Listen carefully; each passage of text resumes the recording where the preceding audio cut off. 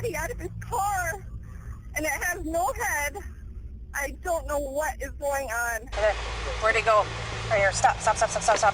On July 28, 2021, onlookers in Shakopee, Minnesota would witness a man removing the body of a headless woman from his car. That man would later be identified as Alexis Sabora Viltres, an illegal immigrant from Cuba. Alexis seemed to have a life on the road. He was living in a Travelodge motel nearby with a girlfriend of his, America Thayer. Police recordings investigating the incident hint that they had been living there since December of 2020. People who interacted with Alexis felt uncomfortable, to say the least. Alexis's character fits his criminal record as well, as he has multiple convictions in Minnesota and Louisiana for arson, driving under the influence, fleeing a police officer, and domestic abuse. Did you see what happened? Yeah, I did. I tried talking to the... Did it happen just right now here? Yes. Oh, shit. Is that real? Or is that fake? Looks real to me. Alexis's domestic abuse records span as far back as 2009. At that time, he was arrested for preventing his then-girlfriend from leaving their vehicle by pulling on her hair. He also has another domestic abuse charge in 2011 with a different past living girlfriend. For this girlfriend, he was charged with attempted murder, second-degree kidnapping, false imprisonment with a dangerous weapon, and domestic abuse battery by strangulation. His girlfriend from 2011 was found with a swollen face and a lacerated arm. Reports indicate that the extreme abuse happened in that case due to a belief Alexis had, that his then-girlfriend was cheating on him. Alexis reportedly threw his victim on a bed, suffocated her with a pillow, and repeatedly punched through the pillow, swelling her right eye and lips. Oh my God. He then grabbed a large knife, repeatedly told her he was going to kill her, and attempted to stab her, causing the laceration in her arm. What the hell? Eventually, Alexis's knife broke and the victim was chased throughout their home. Alexis resorted to using a pair of scissors as a weapon. Holes caused by the knife and scissors could be seen throughout the home, including in a door and parts of the bed. What The the third hell? roommate called the police during this altercation, and Alexis threatened to kill his victim and his roommate if they spoke to the police. After these incidents, ICE had intervened and tried to deport Alexis. However, his home country of Cuba wouldn't approve the necessary travel documents, forcing him to stay within the US. Eventually, Alexis was released on an order of supervision. Fast forward to 2017, and Alexis would have a new girlfriend by the name of America Thayer. On July 23rd of that year, America would call law enforcement after a domestic dispute with Alexis. Reportedly, Alexis became angry because he thought she was speaking with another man at the bar they were both patronizing. When police arrived on scene for that case, Alexis had pinned down America and forced his hand over her mouth because he did not want her speaking with law enforcement. For that incident, Alexis was arrested and a pre-trial no-contact order was put in place. However, just 3 days later, America then wrote a handwritten note asking to have it removed, saying, "I need to be in contact with him to help us, and we will go to any treatment recommended." She highlights that they didn't have problems for 4 years. Unfortunately, it is common for victims of domestic abuse to downplay their own abuse. According to the National Coalition Against Keep this one for the memory. Thanks how these treat you when you're not on top. 2 seconds later. Driving the Benzo.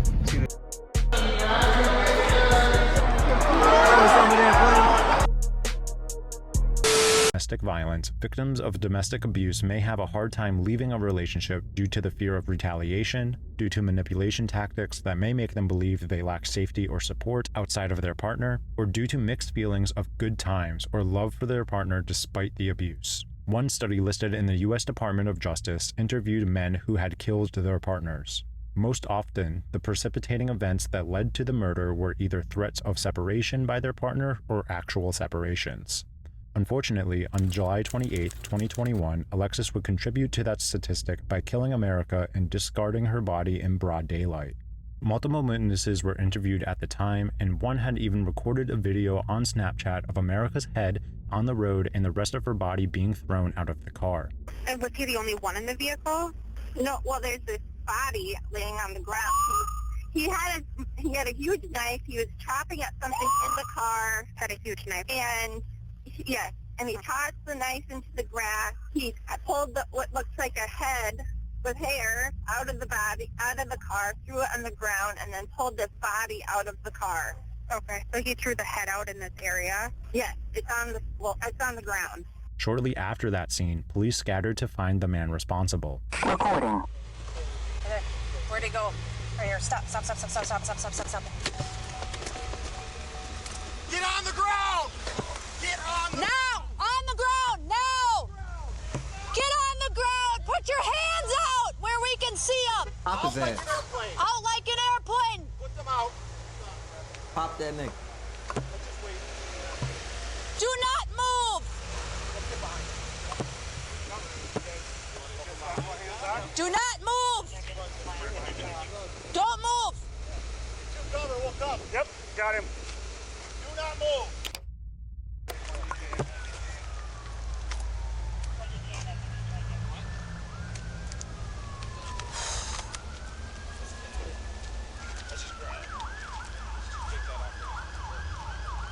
All right. We're gonna take this thing off you. Do you have any weapons on you? You got a knife? Where's the knife at? It's in the bag? Okay.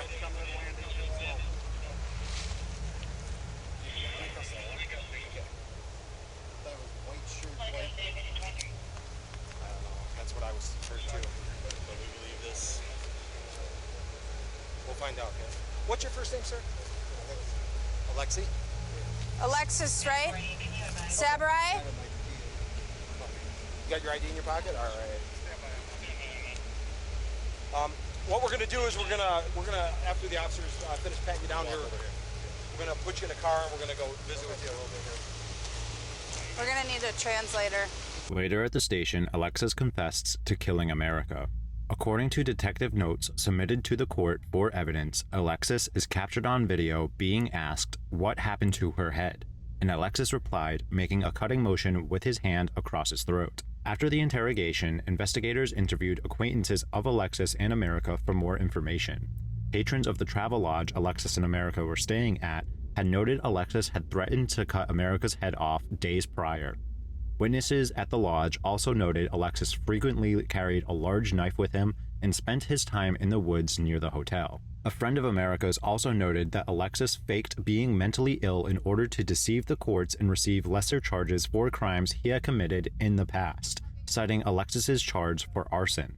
For that charge, Alexis allegedly set fire to an apartment complex to protest law enforcement in the wake of the George Floyd incident. Now in 2023, Alexis was convicted and found guilty of murder. However, Alexis's defense pushed for the case to consider his sanity. When this happens, the court breaks down the verdict into two parts. The first part asks if the defendant committed the crime. For this, Alexis was found guilty. The second part asks if the defendant was mentally ill under the Minnesota standards. The court found Alexis fit those standards for this case. Alexis is still guilty of committing the crime, but the office will label him as mentally ill and dangerous. America Thayer's son, Charles Thayer, had this to say about that ruling. It is tough to understand how somebody can commit cold-blooded murder, plan to do it, tell everyone they're going to do it, have a motive to do it, and then somehow be considered insane. Should the judge make that determination, Alexis will likely be sent to the Minnesota Security Hospital in St. Peter, which is a secure facility. At the time of editing this video, Alexis is still in custody at the Scott County Jail. The commitment trial is currently scheduled for August 28th. That was just sick. That's why that was just sick. That was sick. I just played that all the way to true for domestic abuse awareness, women and men. And if you're getting hit on by somebody, not cool, not okay. I recommend asking people if they hit on their partners before. I do it, and the answers that you hear are outstanding. Especially with the girls that you think would never do some shit like that. They be whooping. They be whooping. Be careful what you get yourself into, man, because girls can have crimes of passion just like men.